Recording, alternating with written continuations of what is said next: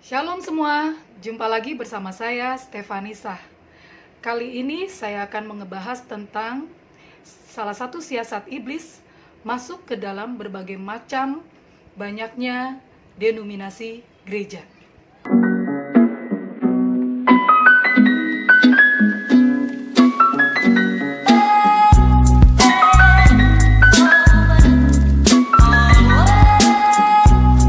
Oke, lahirnya Protestan di abad ke-16, ada seorang tokoh yang bernama Martin Luther. Beliau dari Jerman, beliau juga profesor teologi dan juga pastor dari Gereja Katolik Roma. Dan pada akhirnya beliau menggagas suatu reform Presbyterian yang kita kenal reformasi Protestan. Dikembangkan lagi dengan tokoh-tokoh lainnya seperti Johannes Calvin dan yang lainnya. Timbullah nama denominasi Gereja Protestan. Dan gereja Protestan pada saat itu ada beberapa, ya tentunya Luther, Calvin, Reform, Anabaptis, dan Metodis Anglikan. Dan pada akhirnya di abad ke-19 muncul lagi suatu aliran doktrin dalam kekristenan kita adalah Pentakosta, yaitu seperti GPDI mungkin atau pokoknya gereja-gereja Pentakosta lainnya. Dan seiring sejalan waktu lagi muncul lagi aliran doktrin yang berupa karismatik. Itu karismatik adalah perpaduan antara Protestan dan Pentakosta. Oke, dari sekian banyak denominasi gereja Protestan saat ini, karena yang saya tahu adalah GBI, jadi saya ngebahasnya GBI aja ya. Nah, GBI itu adalah Gereja Bethel Indonesia. Nah, Gereja Bethel Indonesia ini terbentuk dan banyak sekali jemaat-jemaatnya dan juga banyak sekali pendeta-pendetanya. Nah, mereka pun juga dalam satu toko ini mereka pun juga buat lagi cabang-cabang yang banyak di salah satu tokoh pendeta ini, gitu. Satu toko lagi mereka pun juga membuat lagi cabang-cabang mereka sendiri dengan banyak yang meluas di Indonesia bahkan di seluruh dunia mungkin. Cabangnya mereka adalah dari toko ini, toko itu, dan toko ini. Sehingga akhirnya yang terjadi adalah banyaknya tokoh-tokoh, banyaknya seperti pengikut-pengikutnya, walaupun dalam suatu GBI, tapi pengikutnya itu tidak saling berhubungan dari pendeta yang gereja ini dengan gereja ini, gitu. Mereka tidak banyak yang tidak saling berkontak. Begitupun juga dengan gereja-gereja lainnya seperti gereja Pantekosta, dan mereka pun juga berdiri masing-masing dengan pendeta-pendeta mereka sendiri. Dan mereka, satu pendeta ini mereka buka cabang lagi dengan cabang yang dari pendeta ini. Sama ya, sepertinya saya lihat sih fenomena gereja-gereja saat ini sama seperti itu semua. Dan akhirnya banyak sekali perkembangan, timbulnya gereja-gereja dan timbulnya denominasi baru yang menjamur saat ini, gitu. Oke, apakah salah saya buka gereja? Sebetulnya nggak salah juga ya. Itu tergantung dari gereja mereka masing-masing. Tapi kalau membuka gereja, suatu gereja yang baru, asal mereka mencari lagi jiwa-jiwa baru, ya, pertobatan-pertobatan baru, dan bukan mengambil dari gereja utama mereka, memindahkan gitu ya, memindahkan gereja utama mereka, jemaat-jemaatnya dipindahkan, atau jemaat-jemaat gereja-gereja lain dipindahkan, itu tentu salah, itu tentu tidak baik. Nah, itu tentu salah satu siasat strategi iblis untuk membawa suatu perpecahan. Nah, itu salah satu siasatnya.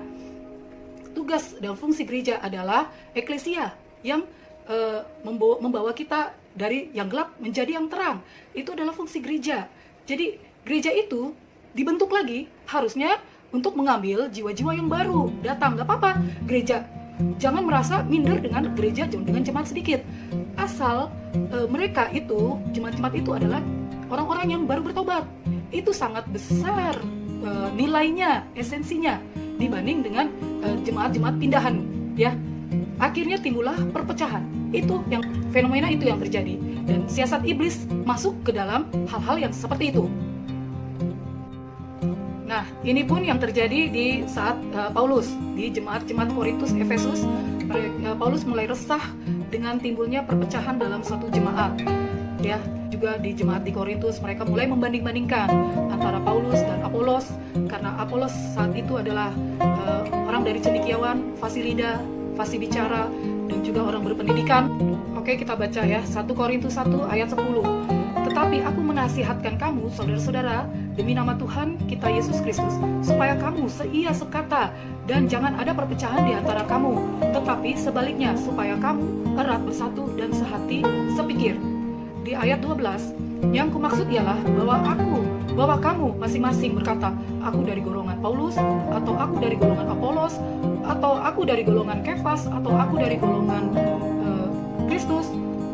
Jadi ya di ayat ke-13, adakah Kristus terbagi-bagi, digolong-golongkan, sehingga itulah timbul perpecahan. Nah, kalau ada perpecahan, berarti kan tidak ada kasih, berarti kan adanya keegoisan, berarti adanya pengelompokan. Sedangkan yang Yesus mau buat kita, pengikutnya adalah bersatu. Nah, kita adalah murid-murid Yesus. Nah, itu yang Yesus katakan kan sebelum dinaik surga, jadikanlah semua bangsa muridku. Jadi bukan hanya kelompok-kelompok aja, tapi semua bangsa muridku. Jadi saya dan kalian, semua kita adalah murid Yesus. Tidak ada yang spesial, tidak ada yang merasa satu lebih tinggi atau yang lebih rendah. Semua sama di hadapan Tuhan. Di ayat lagi 1 Korintus 3 ayat 16 dan 17 kan dikatakan kita adalah bait Allah. Jadi kalau mau dimurucutkan lagi lebih kecil, sebetulnya kita ini adalah gereja, kita ini adalah bait Allah. Jadi yang Yesus mau bukan suatu terbentuknya gereja banyak dengan banyaknya gereja, dengan gereja-gereja yang berdatangan, tapi yang Yesus mau adalah kita adalah bait Tuhan, kita adalah gereja ya, yang kudus dan yang am. Jadi di ayat 1 Korintus 3 ayat 21 kan dibilang, janganlah ada orang yang memegahkan diri atas manusia, sebab segala sesuatu adalah milikmu. Jadi milik kamu dan milik saya. Jadi nggak usah kita bermegah diri, walaupun kita pendeta besar, walaupun kita pendeta dengan jemaatnya banyak, pengikutnya banyak, terus pendeta itu sudah melakukan mujizat-mujizat banyak. Padahal yang Yesus bilang, semua manusia segalanya adalah bisa juga menjadi milikmu. Itu di 1 Korintus 3 ayat 21. Ya, saya sih sarankan ya, untuk yang sudah lama di dalam gereja itu sebetulnya nggak usah lama-lama melayani di gereja. Jadi kasihlah kesempatan orang-orang yang baru lagi bertobat melayani di bidang musik, di bidang WL, di bidang singer. Dan yang sudah lama, yang sudah 2 tahun, 3 tahun ke atas, kita nggak usah lagi mengambil di bidang itu, melayani itu, karena kita kita harusnya keluar.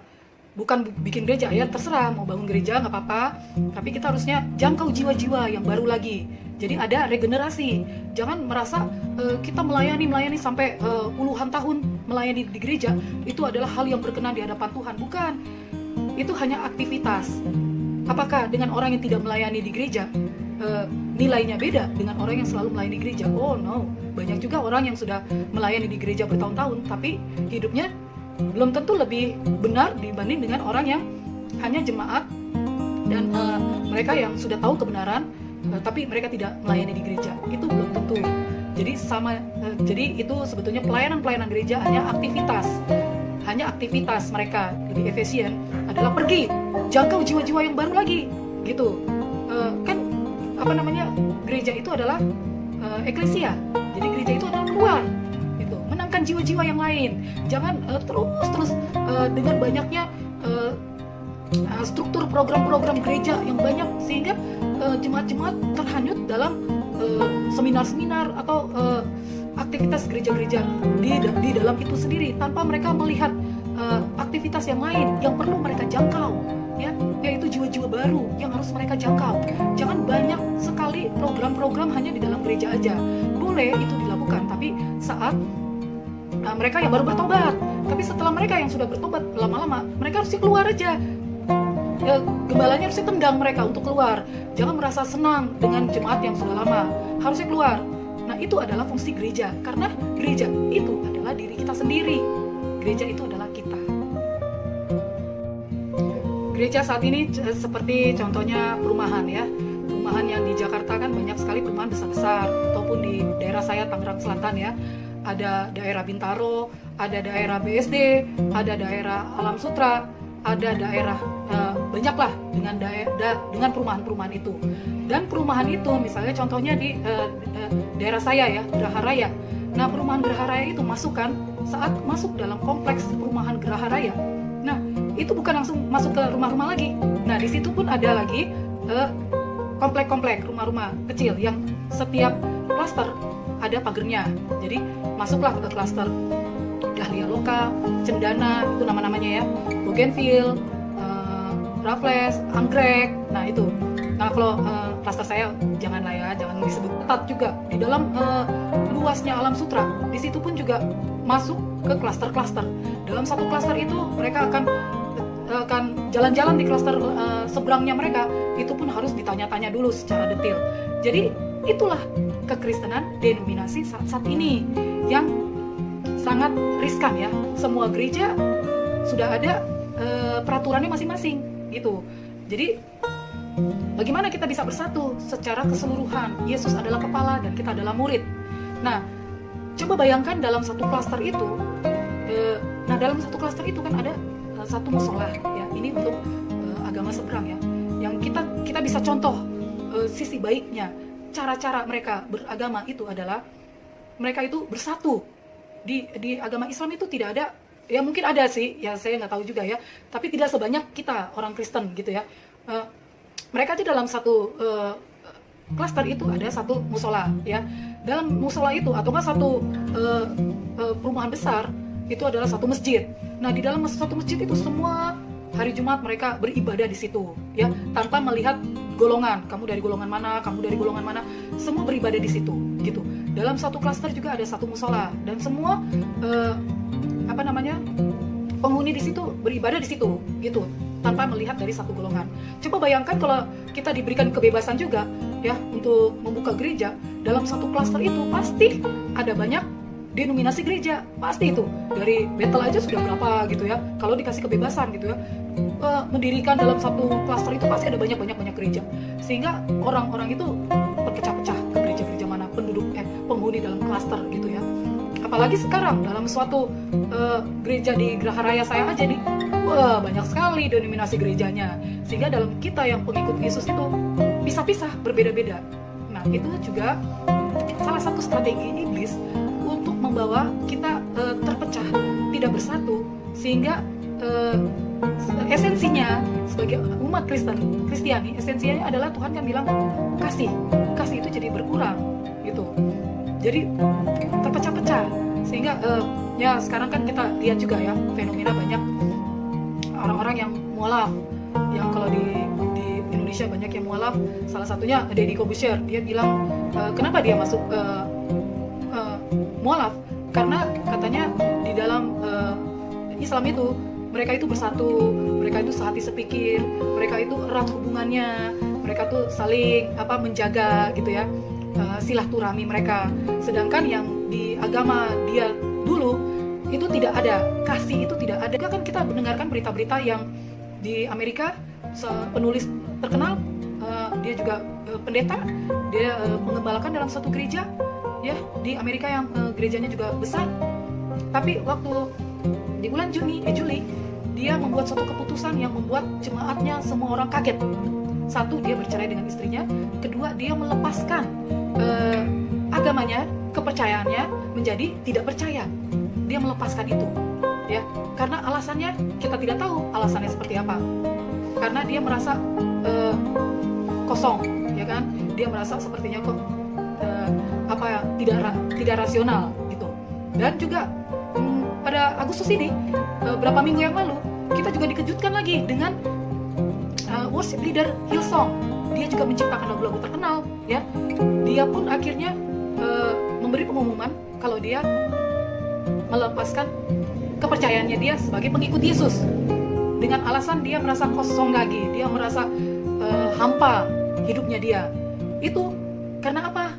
Karena kita tidak berangkulan, karena kita tidak bersatu. Hey, di sebelah kita mungkin dengan banyaknya jadwal-jadwal pelayanan mereka, tapi mungkin hati mereka kosong, karena yang kita harapkan mereka selalu bagus gitu ya, padahal mereka pun butuh dukungan dari kita gitu. Dan sehingga mereka pun juga mungkin terlalu banyak program-program gereja yang mungkin jadinya mereka tidak di-recharge, tapi mereka yang selalu aktif di dalam gereja, sehingga mereka merasa dirinya mereka itu kosong. Dan itu banyak yang terjadi.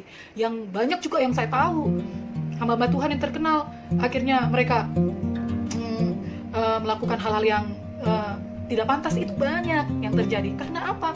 Karena merasa diri mereka, karena merasa kekristenan kita itu tidak bersatu, tidak saling menjaga gitu ya, tidak mereka berdiri masing-masing dengan program-program gereja mereka, sibuk dengan program gereja mereka, tanpa mereka sadari sebetulnya pendeta-pendeta itu juga hidup mereka itu kosong, perlu dimentor ya, sesama pendeta, sesama hamba Tuhan, atau sesama kita itu kita perlu dibimbing juga gitu loh. Nah, itulah salah satu strategi iblis, membawa berbagai macam denominasi gereja, tumbuhnya gereja-gereja yang lain, sehingga bukan esensinya kita meninggikan nama Tuhan ya, kita datang ke satu Tuhan, hanya Tuhan Yesus yang kita sembah. Tapi dengan banyaknya gereja, dengan banyaknya tokoh-tokoh yang merasa hebat, jadi mereka sepertinya mengidolakan pendeta itu lebih dari Tuhan. Esensi. Oke, kalau saya dan suami memang awal saat kita menikah, kita memang gabung dan melayani dalam satu gereja-gereja.